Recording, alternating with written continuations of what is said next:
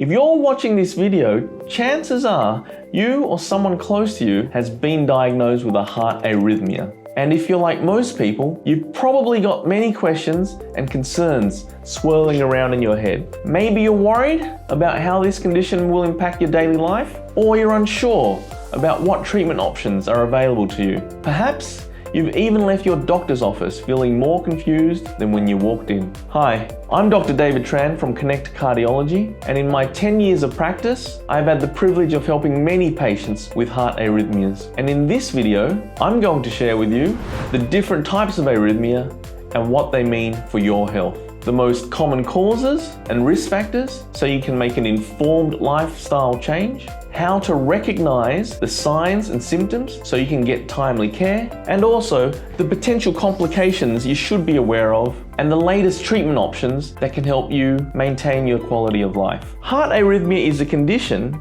in which the heart beats abnormally. It means it might beat too quickly or too slowly or in an unusual pattern. This happens when there's a problem with the electrical signals that control your heartbeat. These signals tell your heart when to contract and pump blood, so it can disrupt your heart's normal rhythm when they're not working properly. And when your heart's rhythm is disrupted, it can impair its ability to pump blood effectively throughout your body. If your heart isn't beating regularly, it means that this vital blood supply can be compromised. And over time, the inefficient pumping can lead to a range of health problems. There are several different types of heart arrhythmia. Tachycardia is characterized by a heart rate that's too fast, usually over 100 beats per minute. In some cases, the heart rate can be significantly higher. The symptoms of tachycardia include heart palpitations, chest pain, shortness of breath. Sometimes you can feel lightheaded or even faint. Bradycardia is the opposite. It's when the heart is too slow, usually less than 60 beats per minute. While a heart rate below 60 can be normal for some people, especially athletes, those in excellent physical condition, it can also be a sign of an underlying problem. The symptoms of bradycardia include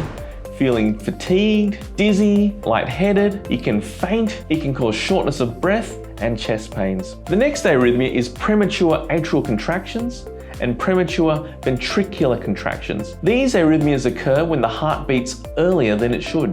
Atrial fibrillation, the most common type of heart arrhythmia, it occurs when the heart's upper chambers, known as the atria, beat fast and irregularly, sometimes reaching rates of 300 up to 600 beats per minute. The rapid chaotic beating means the atria aren't effectively pumping blood into the ventricles. Symptoms of atrial fibrillation, or AF, include heart palpitations, shortness of breath, weakness, fatigue, lightheadedness, and chest pain. However, some people with AF don't experience any symptoms at all. Now, let's talk about what leads to the different types of heart arrhythmia. One of the most common causes is coronary artery disease, or coronary heart disease. And this occurs when the arteries which supply your heart, they become narrowed or even blocked due to plaque buildup. High blood pressure is another significant vascular risk factor. Over time, high blood pressure can cause the heart to enlarge. This adaptation changes the anatomy and can change the electrical signals traveling through it, leading to arrhythmia. Other potential causes, cardiomyopathy. This is when the heart is weak or where there's thickening of the heart muscle.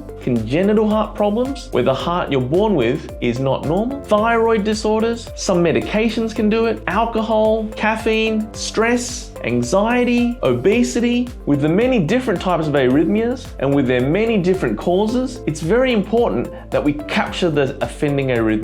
Monitoring of the ECG during the episode of symptoms is the best way to capture the arrhythmia. This can be done with a dedicated cardiac monitoring device, which is attached over the chest. These monitors can be worn from 1 day up to a whole month. The newest model monitors are a small patch that are waterproof, attach here, and are very minimally intrusive. With modern technology, most smartwatches are also able to capture a reliable ECG on demand. Some arrhythmias are more dangerous than others. Some are safe without any active treatment needed. Some other arrhythmias are a bit more sinister and left untreated can lead to serious complications. One of the most concerning risks is stroke, particularly for people with atrial fibrillation. Heart failure is another potential complication. Certain types of arrhythmias can weaken the heart muscle, making it harder for for the heart to pump blood effectively. In severe cases, arrhythmias can lead to sudden cardiac arrest. This is the situation where the heart suddenly stops beating. This is a medical emergency and can be fatal if not treated immediately.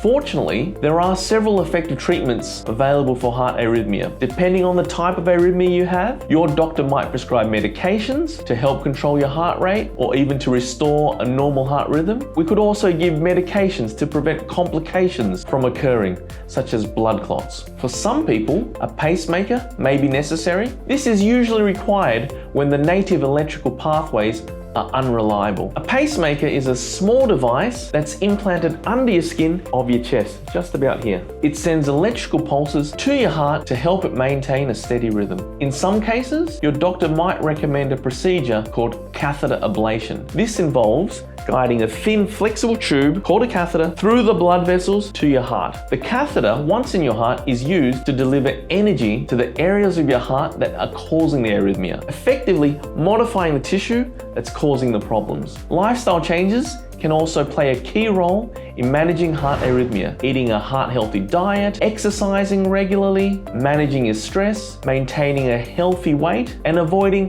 tobacco and excessive alcohol can all help your heart healthy and reduce your risk of arrhythmia. Having said all this, while heart arrhythmias can be a concerning condition, know that with proper management and proper care, many people with arrhythmias are able to lead full, active lives. If you'd like more information about heart arrhythmia or need to consult with a cardiologist, please visit connectcardiology.com.au. Thank you for your time.